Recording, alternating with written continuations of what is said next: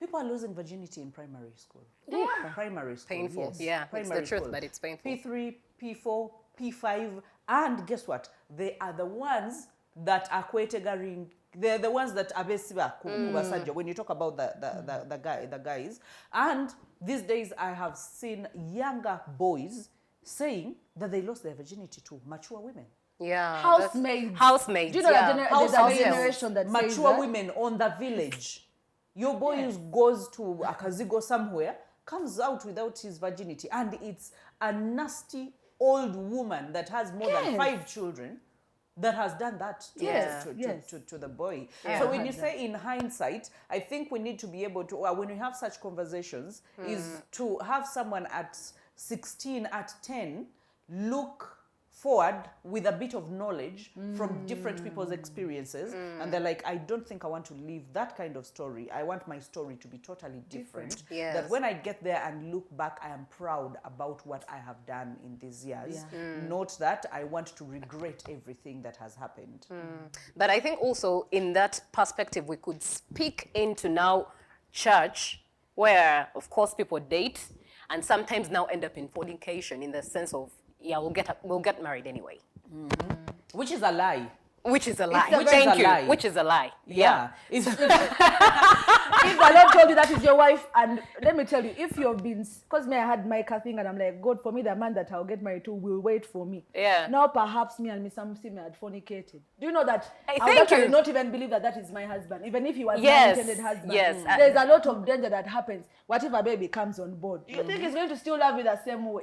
Yeah, and I did read somewhere, and it was stated that for as long as you fornicate with someone, even if you're in church really and you intend marriage for each other, then you get married, chances are one of you is going to commit adultery. Of course. Because, I mean, they didn't have self-control. Yeah. They couldn't wait. the delayed gratification. Yes, They wanted it they there. and wanted it. then- I mean, there was the thing of, yeah, after all, we're getting married, right? But then the fact that they were in that much of a hurry, it means that Anyone even can be in in a hurry. No, anyway, in a yes, hurry. that means even in marriage, they'll easily.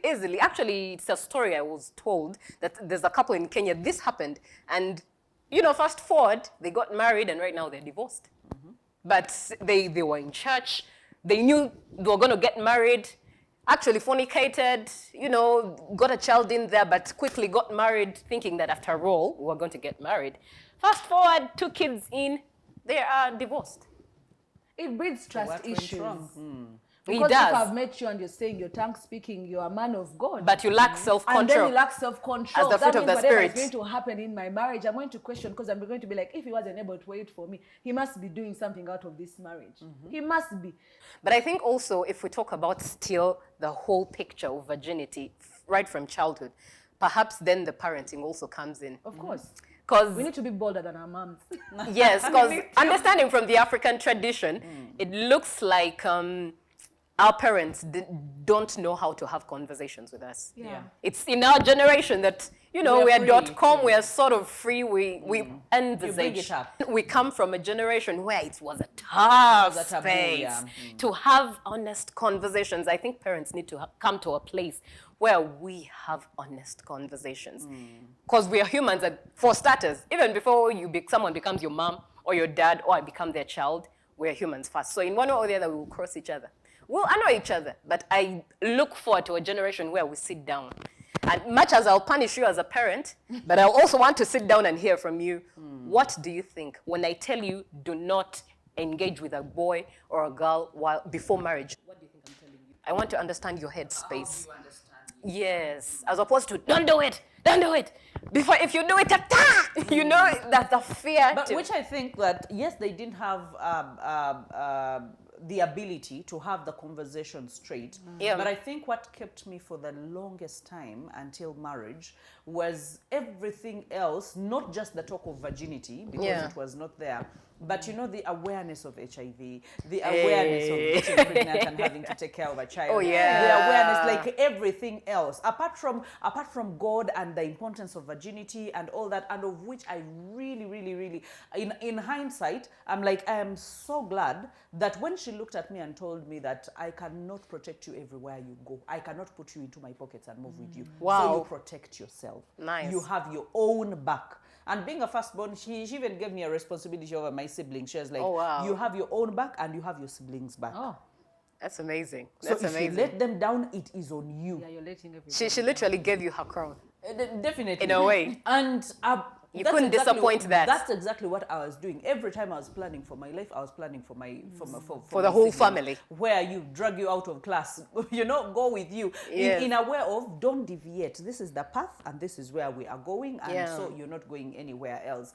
But I believe that such talks, even when it was not straight up virginity, preserve your virginity and all that, because again, I think my mother knew I was this person that used to love speaking, debate. Like, oh, you're telling me it's important. No, Why? I mean, important how? Yeah. You get it? So I think she was like, let me not take her on. Because she'll That ask a conver- lot. Because she will ask a lot. Yeah. But at least there is awareness of HIV, there is awareness of all these things. I had seen girls abort and die on abortion tables in our village, because I think we were more than 17 that used to come out of that village just to go to neighboring schools.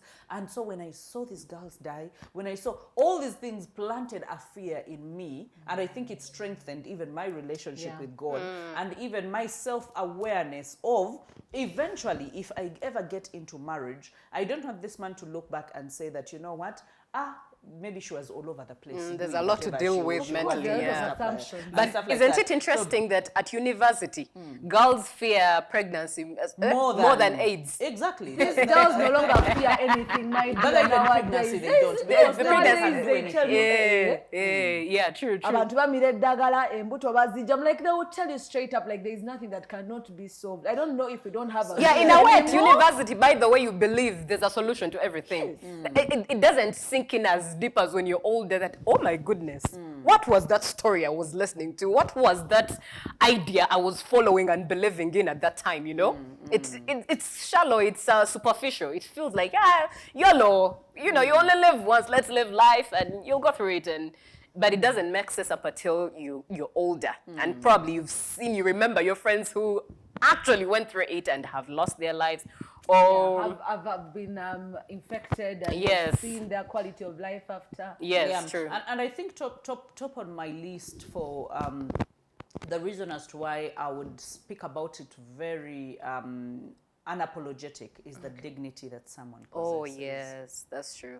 Don't talk about The it. walking, I mean, With your head high. with your head Yes. high. Say something about and literally, you. because I remember there's a time at my village, my small village somewhere, when guys or boys feel like, you know what, they can have access to you and stuff like that. So they had, I think, all these plays and games with other girls. And I remember at some time they talked about me and my sister, because I literally made her my handbag. You're not going anywhere, because she's a sanguine. Yeah. On the other hand, I'm a very dull melancholy and stuff like that. Yeah. So they said, batambulira mubire katubalinde. Yeah. And in my head I was like, yeah, that's the talk I want you to have, because the next time I am driving my blue tick and branching into this same village, I want you to be the one screaming on top of this village that these are the girls who walked with their heads held Wow, high. amen. And the dignity that you walk with, because you didn't just have anyone. I call them magalo.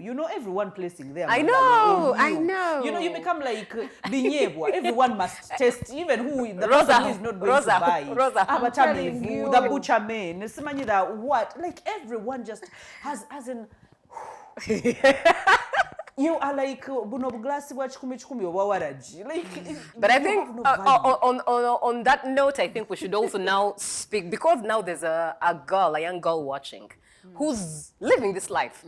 And want it or not, they don't want it. But for some reason, life has put them there. Yeah. And they feel judged.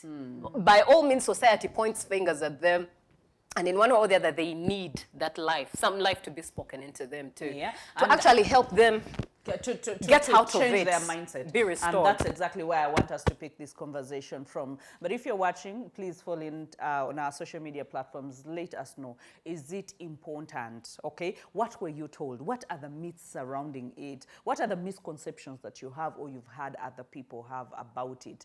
I know that it's a tough conversation to have, but again, with yourself, you can have this honest conversation and be able to change a few things. Whether you're a parent, whether you're just a girl out there, a boy out there, or a further out there. There's so many things that the narrative has to change, and you are the person to own that narrative.